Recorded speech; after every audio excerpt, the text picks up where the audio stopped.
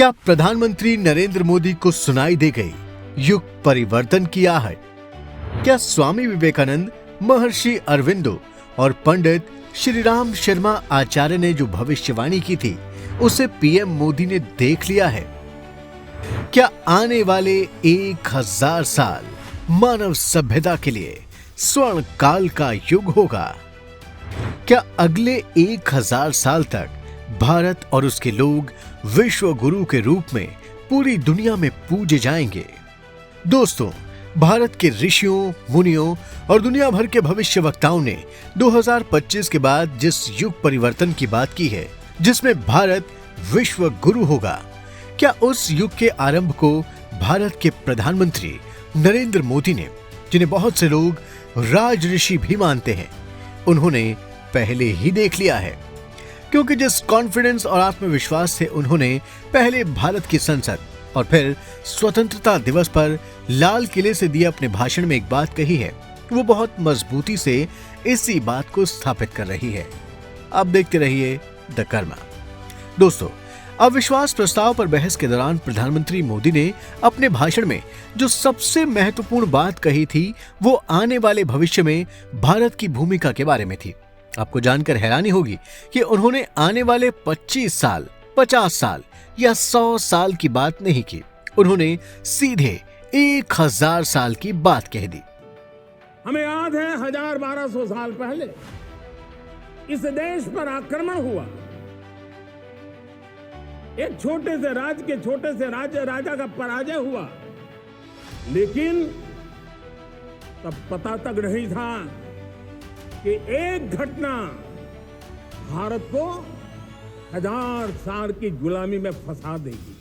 प्यारे परिवारजनों, इस कालखंड में जो हम करेंगे, जो कदम उठाएंगे, जितना त्याग करेंगे, तपस्या करेंगे, सर्वजन हिताय सर्वजन सुखाय, एक के बाद एक फैसले लेंगे, आने वाले 1000 साल का देश का स्वर्णिम इतिहास उससे अंकुरित होने वाला है। आज जो भी दुनिया का विश्वास भारत के प्रति बना है, उसका एक कारण भारत के लोगों का खुद पर विश्वास बढ़ा है। ये सामर्थ्य है। कृपा करके इस विश्वास को तोड़ने की कोशिश मत कीजिए। मौका आया है देश को आगे ले जाने का। समझ नहीं सकते तो चुप रहो। दोस्तों, मोदी जी जो इतने विश्वास से बोल रहे हैं, तो क्या उन्हें ऋषियों, मुनियों और भविष्यवक्ताओं की सालों पहले की गई भविष्यवाणियों की आहट हो गई है? क्योंकि आज से करीब 125 साल पहले स्वामी विवेकानंद ने इस बदलाव की भविष्यवाणी कर दी थी। स्वामी विवेकानंद ने कहा था कि 1836 में उनके गुरु रामकृष्ण परमहंस के जन्म के साथ ही युग परिवर्तन का काल शुरू हो गया है। उन्होंने कहा था कि वो अपने दिव्य चक्षुओं से देख रहे हैं, या तो संधि काल में भारत को मरना होगा या फिर वो अपने पुराने गौरव को हासिल करेगा। भारत के मरने का मतलब होगा पूरी दुनिया से आध्यात्मिकता का सर्वनाश। लेकिन ये ईश्वर को भी मंजूर नहीं होगा। ऐसे में एक ही विकल्प है कि भारत अपने प्राचीन गौरव को प्राप्त करेगा।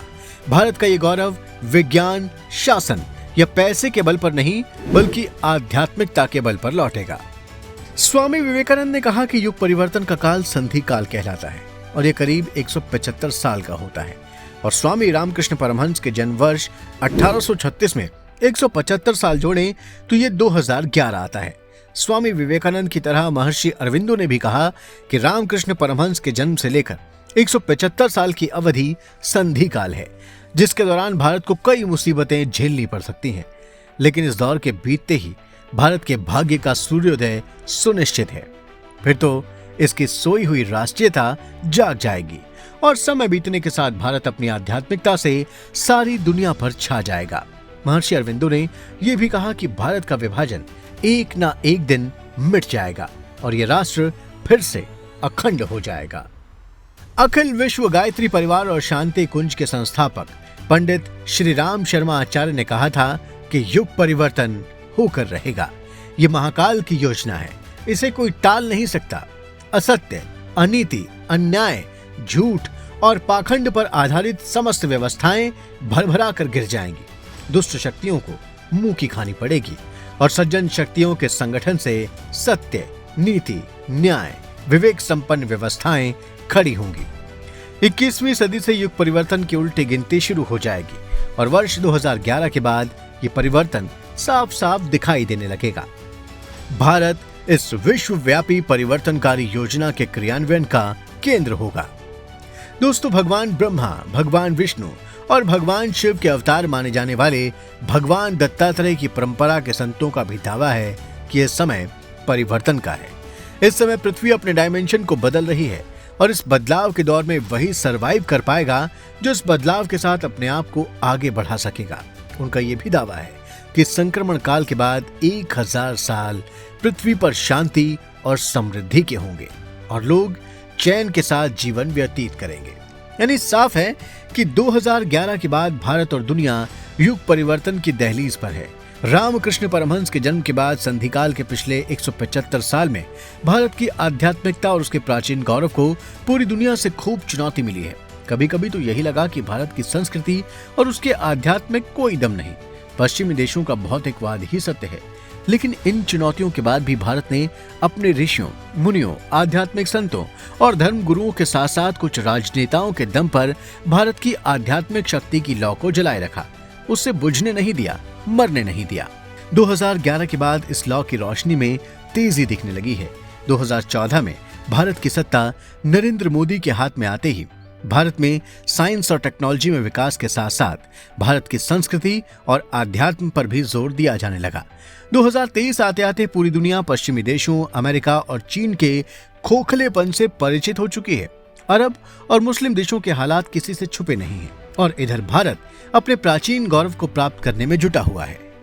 कुछ शक्तियां आज भी पाश्चात्य मूल्यों के आधार पर ही भारत को चलाना चाहती हैं, लेकिन उनकी ये कोशिश नाकाम हो जाएगी। दोस्तों, ओडिशा के महान ग्रंथ भविष्यमालिका, जिसकी सभी भविष्यवाणियां सच हुई हैं, उसमें भी ये लिखा है कि 2025 के बाद दुनिया में पुरानी व्यवस्थाओं के विनाश का दौर शुरू होगा और करीब 7 साल ये चलेगा।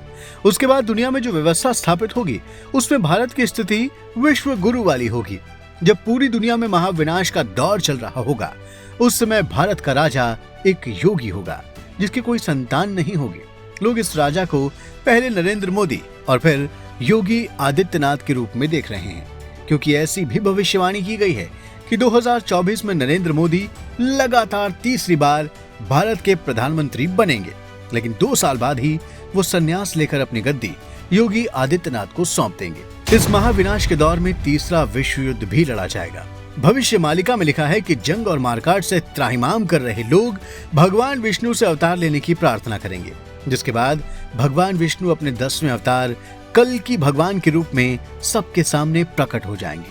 वास्तव में युद्ध में भारत को भगवान कल की ही बचाएंगे। कल की भगवान पूरी दुनिया में सनातन धर्म की स्थापना करेंगे, जिसके बाद अगले 1000 साल तक विश्व में लोग शांति और आनंद के साथ रहेंगे। इसके अलावा अमेरिका के नास्ट्राडामस, इंग्लैंड के कीरो, हॉलैंड के पीटर हरकॉस, जीन डिक्सन, इजराइल के प्रोफेसर हरार ने भी भारत के विश्व गुरु बनने की भविष्यवाणी की है। इन सभी ने भविष्यवाणी की है कि भारत अपनी संस्कृति और आध्यात्मिकता के बल पर पूरी दुनिया पर छा जाएगा। पूरी दुनिया अपनी भलाई के लिए भारत की तरफ देखेगी। तो दोस्तों, आने वाले 1000 साल के स्वर्णिम युग पर हमारा यह वीडियो आपको जरूर पसंद आया होगा। अब आप इसे लाइक और शेयर करें और हमारे चैनल द कर्मा को भी जरूर सब्सक्राइब करें। धन्यवाद।